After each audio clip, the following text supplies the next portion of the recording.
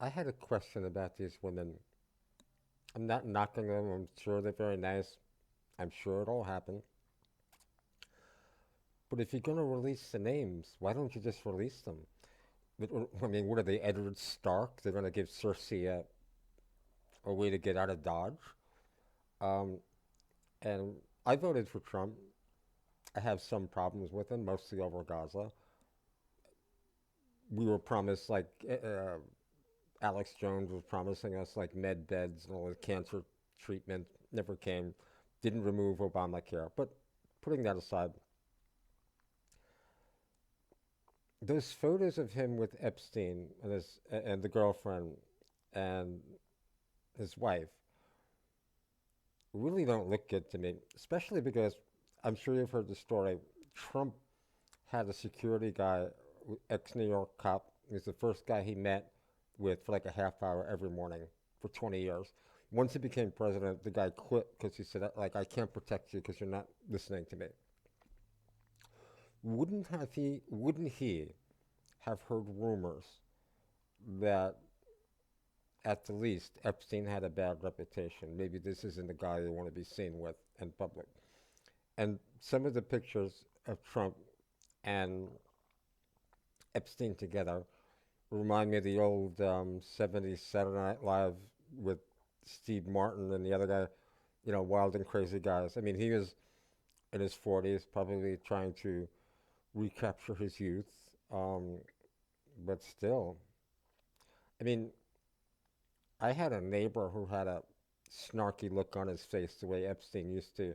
I hated this guy just because the expression on his face long before I heard of Epstein. Robert David Steele, who, he died supposedly of COVID. He said, I will never go into the hospital to be treated for COVID. I have family members, you know, your medical directions. I think your advocate. I have one.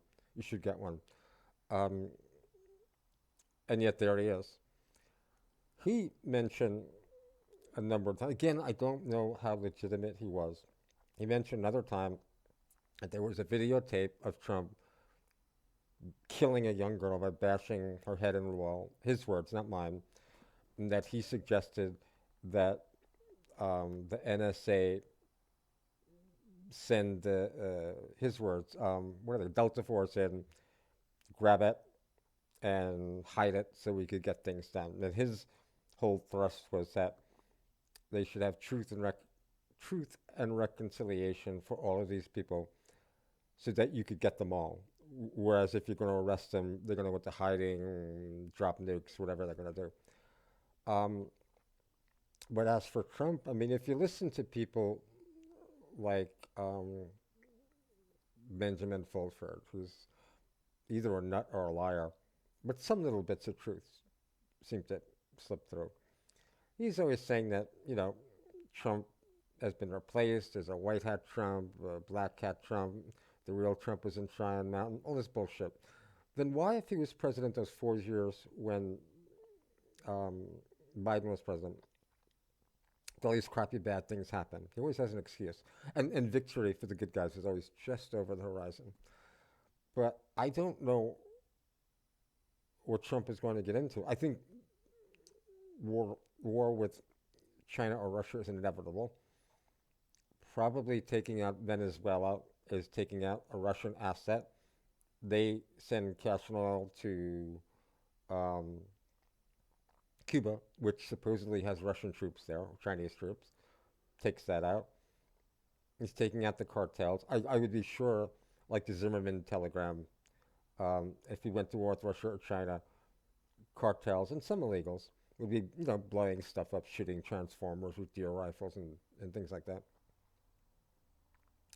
But again, with these women, it reminds me of those 70s movies where they tell the bad guy what they're going to do and then they get killed. Ends in a tragedy. Um, and the other story, like I know they've been through a lot, and they probably don't want to talk about this. But what was your family situation that you got on a plane ride for like 1,000 miles, 500 miles to disappear for a weekend, and your parents said no? or they didn't find out. Parents have a way of finding out. You know, kid comes home, mess up. What's wrong? What's wrong? What's wrong? The kid eventually talks.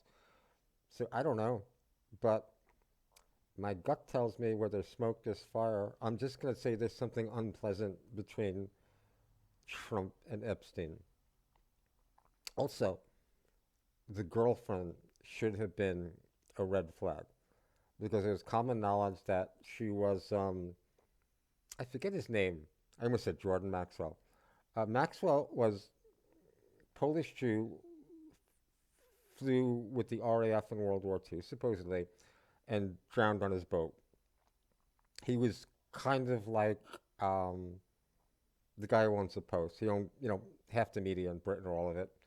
And even at the time, I remember I was like 14, 13, 12, but reading it in the headlines in the Post and people wondering if it was foul play. It wasn't until years later that they mentioned a Mossad connection. But anyway, I would not want to fool with any of those people. And yet there was Trump. And, Melania's matured. She has a grown son. So you can give someone who, in their youth, you can make some excuses for them. But come on, well, I'm going to be nice. I'm going to call her a gold digger. Let's say she had ambitions. But I still think she should have said, stay away from this guy. Um, and nobody did. Cameron Falley, he did 3 interviews. I almost said Project Camelot, Kerry Cassidy. Now, in my opinion, Kerry Cassidy did some good work until about 6 years ago. And she disappeared for 2 months, came back with some cock and bull story that Deep State had attacked her with a scalar weapon. I mean, if they wanted you dead, you'd be dead. And you're not that important. But anyway, from that point forward, she started making no sense. And she started interviewing and supposedly believing people who are obviously lying, like this Captain Mark Richards. You could look those up. Um, but he was saying, Cameron Falley was saying that you don't get to run for president unless they can blackmail you. And when Kerry Cassidy still made some sense, she made the best point I thought she ever made. She said there's no white hats, only gray hats. And the thing with Trump, he's not going to save us. We thought Reagan would save us. People make up fantasies that JFK was going to do all these wonderful things. He just wanted to get laid and pop his pills from Dr. Feelgood with his crazy wife. But, where was I? Oh, yeah.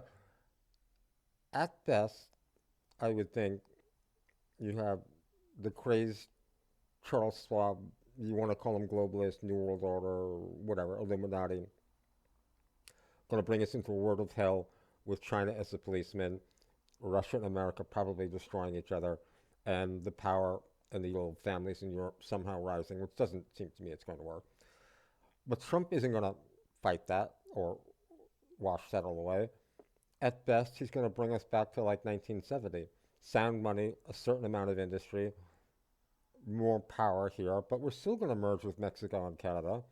We're still going to have the Amero at some point. The world is still going to resemble 1984 in the sense that, you had 3 great power blocks. So it'll be better, but I wouldn't expect too much out of Trump. And it looks like hell. So whispers that J.D. Vance isn't really the guy we think he is. That's my gut reaction. Like the governor of Florida, too, did a couple things that, I don't know. But nothing changes. Hopefully something's well.